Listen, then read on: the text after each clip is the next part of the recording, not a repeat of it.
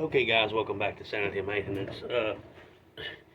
I'm sure each one of you have a trailer to hook to your boat or something, and it's always such a pain in the butt when you hook them up to your truck or your car or whatever, and then next thing you know they're out, and you can't figure out what's wrong with them.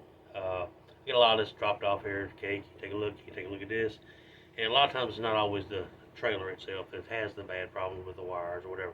A lot of times it's the vehicle. And I have a tool that I use to split things up between the two of them. It runs on just a regular 12-volt battery. And it looks like this here. It literally looks like shit, but it actually works really well. This is just for hooking to a 12-volt battery and hooking the other end of it to your trailer. And as you can see, one of my switches is busted on it. This is for my running lights. It's my left lights, my right lights. I can test each one of them individually and track down what's wrong. If I don't get anything wrong with the trailer, I know something wrong with the vehicle, they can deal with that. I deal with this. But we'll take a look at this and get it working and show you how it works. And this is one of my most used tools in the springtime and in the fall. And it gets borrowed a lot. And like I said, it's old, it's beat up. It's a nifty little tool, and you don't necessarily have to have a box. This is made out of a fishing box here. Basically what it's made out of. You can run straight wires to it and hook it straight to a battery, and you can check each one of them individually just by using a pigtail. That's all this is made of. Alright, we'll get into that.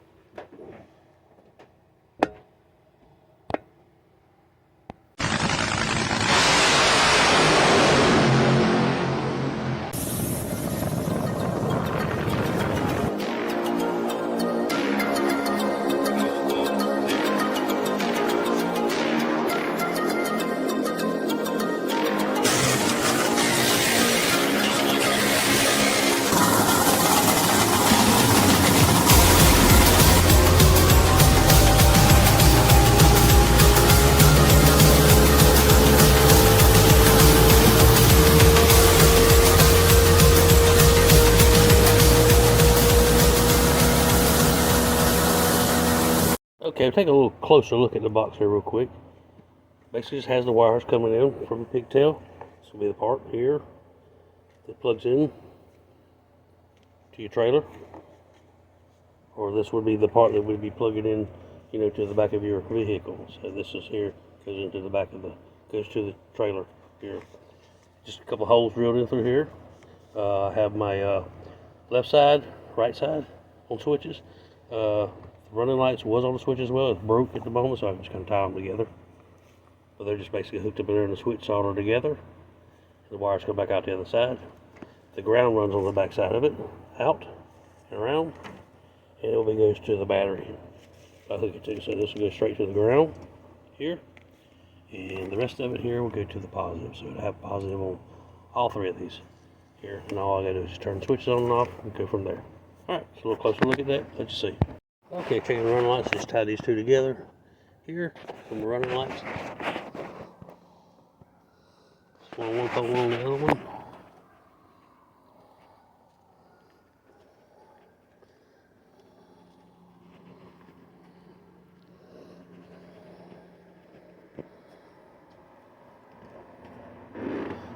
And the running lights work.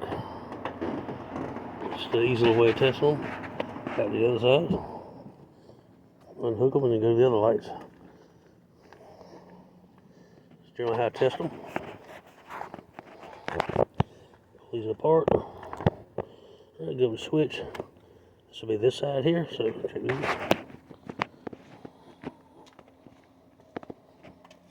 Oh, maybe the other side.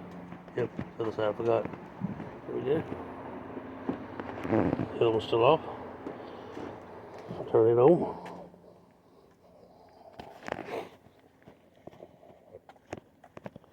Good. This one on, that one off. Yeah, you can see it's already on.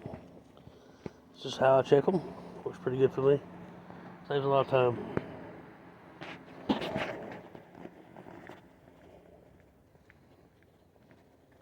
But the regular lights on the front, they don't work at all on the sides. I don't much care if they ever do work again. Alright. Alright, that's generally how I check my lights. About the easiest access for me to take and hook them up, be done with, just hook a battery to it. And if they do have problems with them, I just take and rip them off. start all over again. The newer type of trailer lights that are out today, the LED lights are nice, but the wiring really shit. It's not really much copper to it anymore. I will say that if I do have problems with mine, when I do replace my wires on there, I would generally go back with drop cords. I don't really care about the color match or anything else. The reason I go back with a drop cord or just a cheap El Cheapo drop cord is because it's shielded, and the shield is outside cover the whatever the hell it's made out of, stuff there, the nylon or whatever it is. As it's shielded, it also keeps the sun from beating down on the wires all the time. And plus, you got wires inside of wires on there, so it helps out a lot, especially when it comes to corrosion and things like that. My side lights, I don't really care for them too much. I never have. They're too aggravating for me to keep going all the time. Somebody else's, that's fine. They can pay for it. But as long as my back lights are running and my upper lights are running on my poles where I can see the load, I'm good to go. But I do use a lot of drop cords on other people's things too as well. I will let them know. It just lasts long. It does. It'll come back. So as long as you have good solder connections on your stuff and they're hooked up like they should be, you're running into a lot of ground problems. I would run a ground from the lights themselves back to up to the front of the truck, or to the truck where the trailer actually comes in at.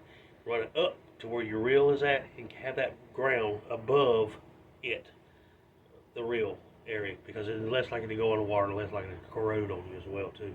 But that's how I check my lights. I figured it'd be nice to share it with you and show you, and I hope you enjoyed the video. If you did, hey, give it a thumbs up. If you didn't, hey, have a good night.